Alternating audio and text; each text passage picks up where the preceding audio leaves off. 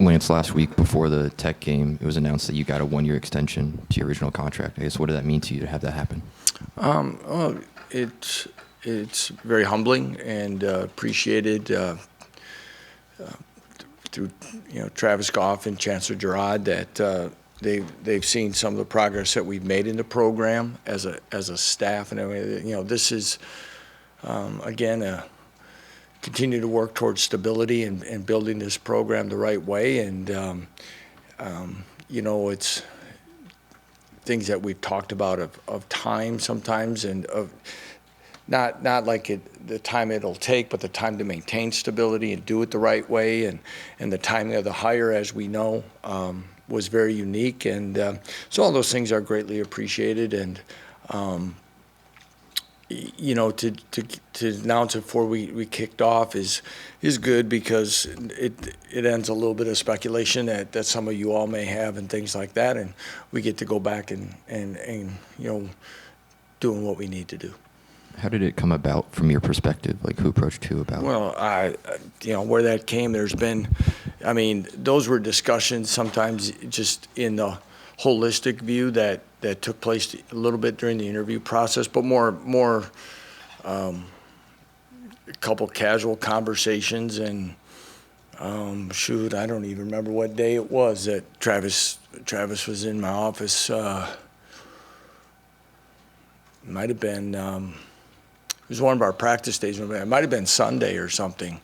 Saturday or Sunday, came in and we were talking. I was about to head to a staff meeting, and he said, "Well, just hold on a minute," and we talked about a couple things, and then at the end he goes, "We're going to add a year to your contract," and that's about how it went. And I went on to the staff meeting and thanked him, and then communications and other people handled when it was released.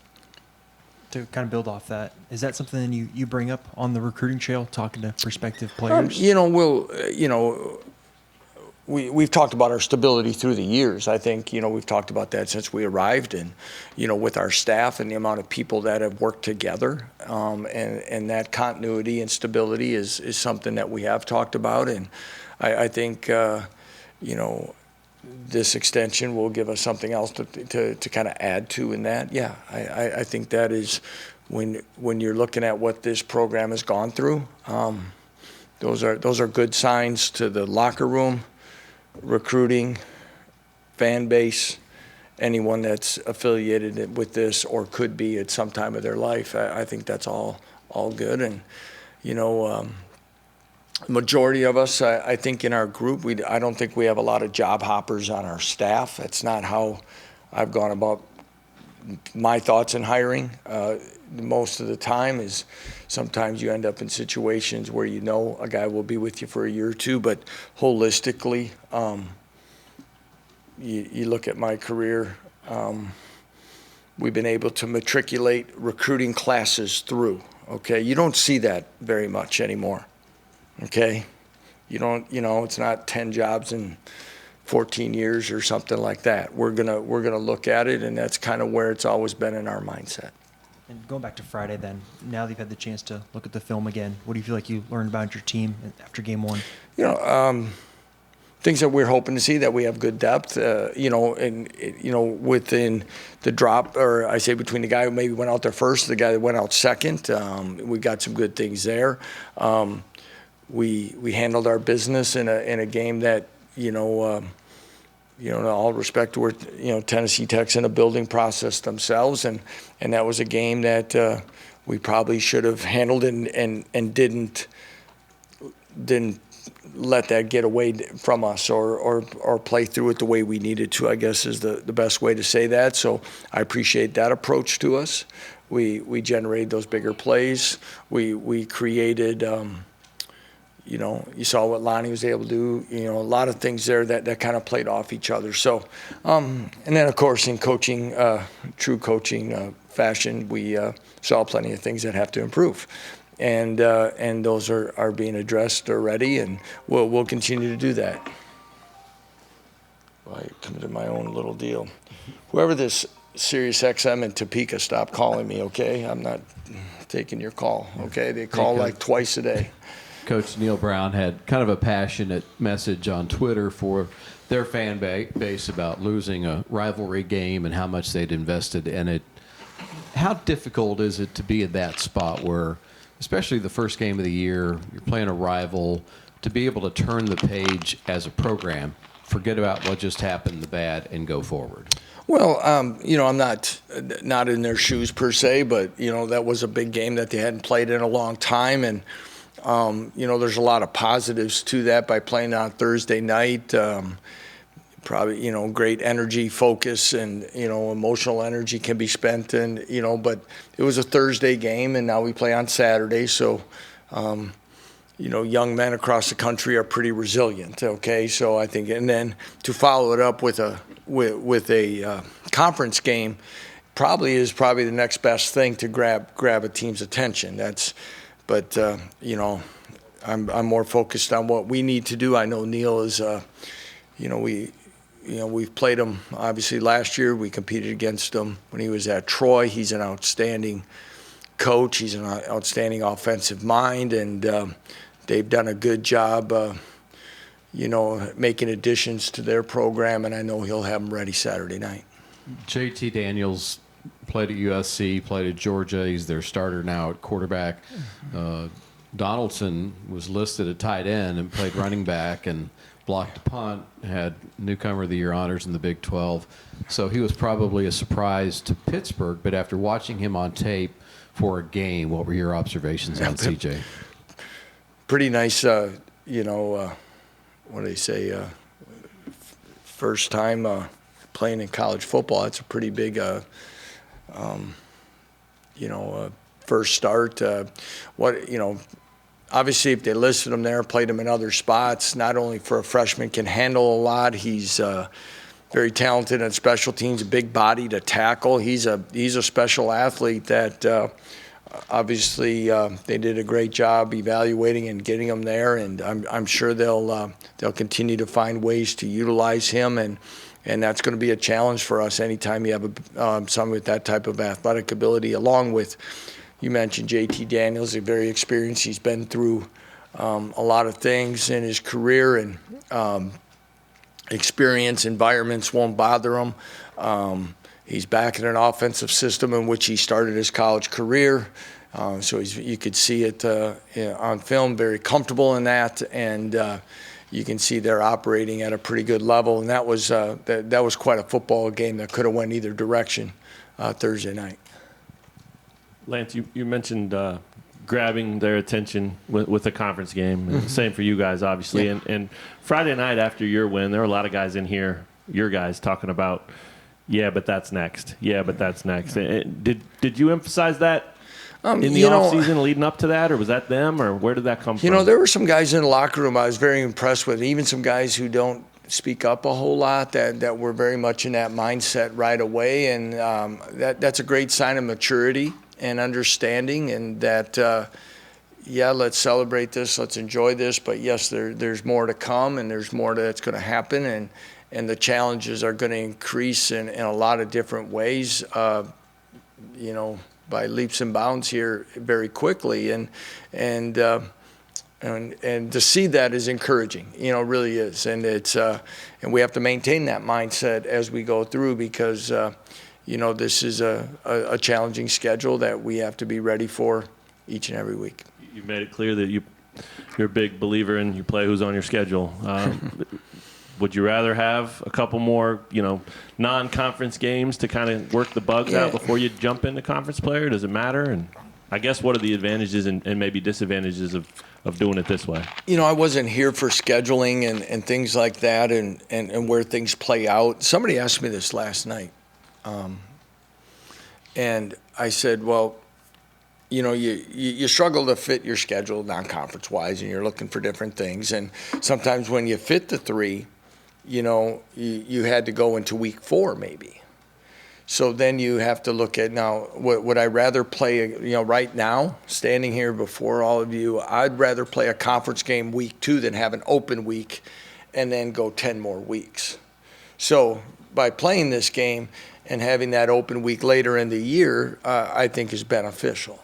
So, Yeah, do you want to go on the road week 2 to a conference game? Probably help me geograph, right? Our furthest travel right now currently, and all those things are not, for a night game, and then not to get ahead of ourselves to get back late and then go play another. That's not ideal, but we have to do it and we'll handle it. I mean, and now we just got to find a way to go out and play well. What's the biggest point of emphasis for your guys in the jump in competition from week 1 to week 2? What they're going to need to take care of? Attention to detail, physicality. Being ready to. We talk about. Especially on their offensive side, the weapons, the size, physicality. Within the line, both lines. Defensively, they've upgraded. I say upgraded. They've added transfers. I mean, you look at, people talk about what we've done. They've done a great job utilizing the portal as well. So, when you're playing game 12 a year ago, doesn't really equate to the pieces that we're going against. We mentioned a true freshman and a former 5-star quarterback that's transferred in, let alone about 5 defensive starters. So that's a different football team, and we've got to prepare for that. And, Devin didn't play the last game last year. There's some different pieces to us as well, and we've got to be able to go out there and execute. You mentioned West Virginia's physicality up front. On Friday, we talked about how good the front 7 looked. Kind of what type of challenge does that front 7 face now on Saturday? Our front 7? Yeah, again, their offensive coordinator, Graham Harrell, and as well as Neil Brown are great offensive minds, and they find a way to keep you off balance. They're going to take their shots downfield. They're going to get the ball out to the perimeter, and now they've got a big couple backs, but one big physical back that was able to, hit some creases on it as well. So you've got to be able to defend the whole field and stay physical without that and tackle well and get people around the football. With your offensive line, how do you feel like they did blocking for the run game on Friday night?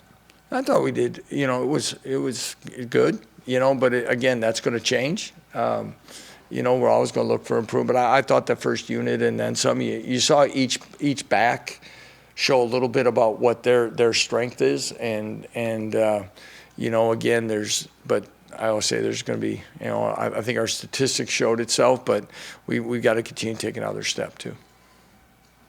Hey, Coach, with Lonnie winning Defensive Player of the Week, you saw your offense, obviously, what they can do. Jalen Daniels, I think, was believed above Bryce Young with quarterback rating, according to ESPN. So what does that kind of say, with how Jalen can kind of handle the offense? And I think there was something else, too, that your offense was number 1 through the first week. So what does that kind of say that, I know it's a small sample size, but what does that kind of say about your team? Well, hopefully it means we've taken some steps. And as we say, we're – that's in the rear view already. So we got to take another step this week. But I think the improvements are there that we had hoped for. I think Jalen showed himself, as we go through this. I don't know if Jalen's even coming in today or not, but if he was, he's probably going to talk about the 2 throws that he wish he had back, the 4th down throw and the interception. So, but his command and his presence and overall accuracy was very good, and he's ready to. Again, it'll be a little different, Saturday night, but I know he's feeling good about what we're asking him to do. Coach, ball security is always going to be important for coaches to talk about. You did give it away a couple of times, but it didn't hurt you that much point-wise. Ball security, something that's even emphasized more this week before this game? Well, yeah, you're going to talk about it. If you come out to our practices, if you're ever there, like during camp, I mean, we do it all. We do it all the time. I mean, one of our analysts that's new said, some people talk about ball security and kind of do a couple things. This program really does it every day. I mean, we're doing something. So was it disappointing? Yes. Is there more attention to detail?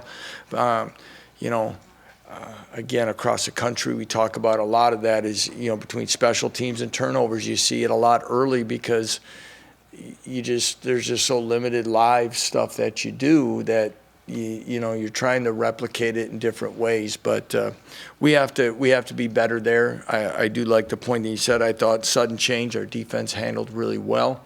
I think one time they they might have got a field goal on one of them. I think we held them maybe the first time, field goal the second, and then they missed the field goal the third, something like that. And so I thought we handled that, and and that's about as good as you can do in those situations, sometimes on short fields.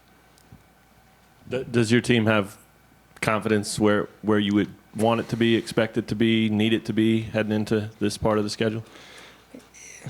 Yeah, I think so. I do. I think they're understanding that, conference game's going to be slightly different than playing a home FCS game now, but that this is a different football team than what we were a year ago for the better, but they also know this is probably going to be a big test on the road of truly an evaluation of where we are early. Okay, it's not going to be a do or die of where we're at or where it's going, but it's going to be a step along the way. But I do think they understand it, and that goes back to the other question that you had about where things are at, and that's what I like about this group. Any update on Tanaka or Trevor? Tanaka is practicing, and we'll see how that progresses for game plan. But he is available if there, and Trevor is still suspended, and the word indefinitely still there till we find out some other answers yet. And hopefully that can be sooner than later. You talked about in fall camp about having tough decisions to make about players to bring on a road trip. Mm-hmm.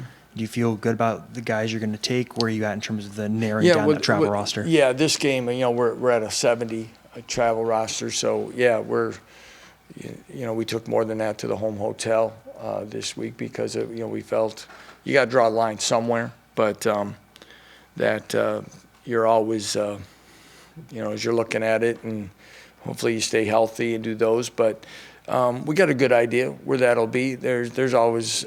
Like I said, it's more challenging than trying to fill it. It's a different type of problem, I guess. But I think we'll be in a decent spot on this as we've gone through the first game. And it might be by injury, it might be by matchup, it may be, where we have flexibility and also player development through the season.